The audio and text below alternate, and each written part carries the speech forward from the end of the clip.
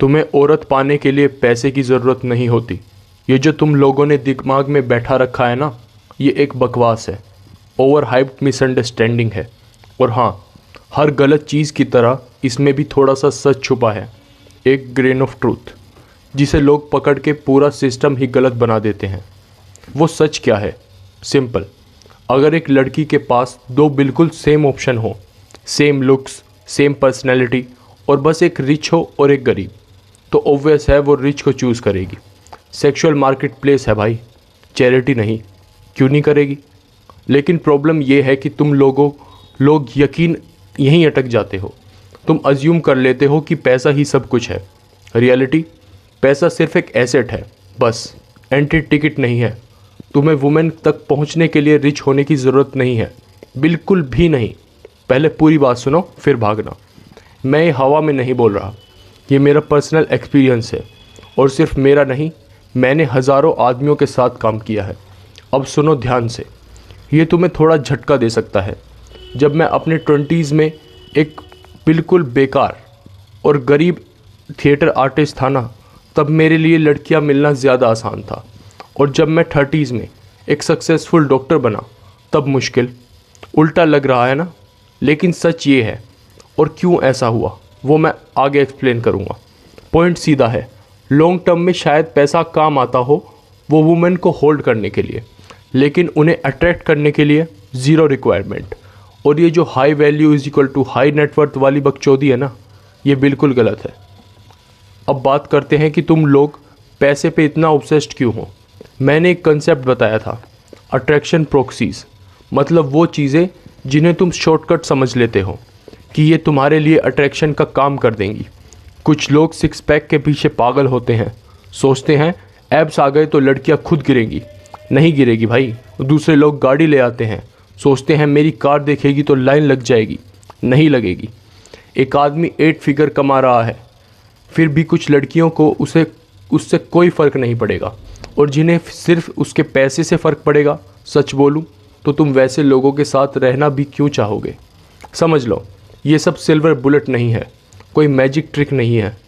मैं हर महीने ऐसे लोग देखता हूँ जो प्राइवेट जेट में घूमते हैं, याट्स ओन करते हैं, फॉरेन वेकेशन पे जाते हैं, और फिर भी पूछते हैं भाई लड़की कैसे मिलेगी, कब तक झूठा दिलासा दूँ।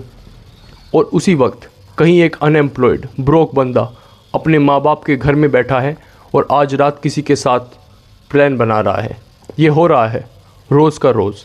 इसका मतलब क्लियर है, गेम कुछ और है, और वो चीज़ें डायरेक्ट काम करती हैं। 3 चीज़ें हैं जो मैटर करती हैं, एक भी आ गई तो काम बन सकता है, तीनों आ गई गेम ओवर। और बेस्ट पार्ट, 1 रुपया नहीं लगेगा। पहली चीज़, कॉन्फिडेंस। कॉन्फिडेंस बार बार जीत का फील है। जब तुम्हें सक्सेस मिलती है तब नेचुरली आता है, लेकिन जब तक वो नहीं मिलता तब तुम्हें साइकोटिक कॉन्फिडेंस रखना पड़ेगा। हाँ, थोड़ा पागल लगता है क्योंकि ये रियलिटी पे बेस्ड नहीं है।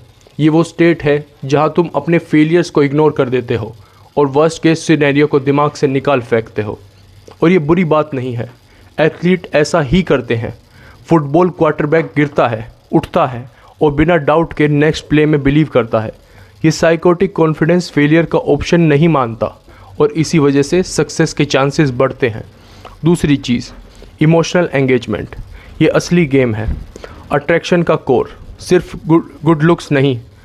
हाँ, तुम हैंडसम हो, स्ट्रॉन्ग जॉलाइन है, बॉडी अच्छी है, एडवांटेज मिलेगा, लेकिन वही सब कुछ नहीं है।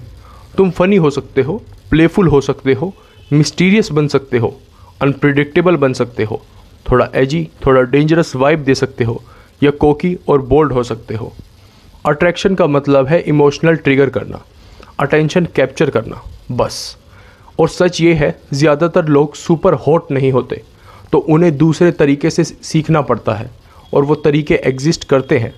बहुत एवरेज लुकिंग लड़के इस स्किल में मास्टर हैं, और उन्हें लड़कियों की कमी नहीं होती। तीसरी चीज़, कॉन्टेक्चुअल अल्फा बनना। सिंपल समझ लो, छोटे पॉन्ड के किंग बनना बड़े पॉन्ड में भीड़ का हिस्सा बनने से बेटर है। जब मैं एक छोटा एक्टर था, इवन अगर छोटा सा स्टेज शो था, अगर मैं वहाँ लीड बनता था तो 2 घंटे तक सबकी नज़रें मेरी तरफ होती थी, सुन रहे थे, क्लैप कर रहे थे। उस मोमेंट में दुनिया के हिसाब से वो कुछ भी हो, बट उस कंटेक्स्ट में मैं राजा था। स्टेटस हायरार्की में टॉप पे होना, इवन अगर वो छोटी जगह है, ये डायरेक्टली अट्रैक्शन बढ़ाता है।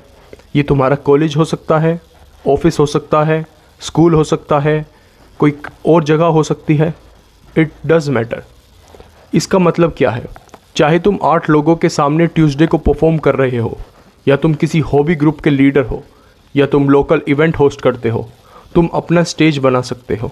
हाँ, कभी कभी लैडर खुद बनाना पड़ती है, लेकिन जब बना लोगे तुम ऊपर खड़े होगे। अब फाइनल बात सुनो। कॉन्फिडेंस, इमोशनल एंगेजमेंट और कंटेक्चुअल अल्फा बनना, ये 3 चीज़ें ही एक्चुअल गेम है।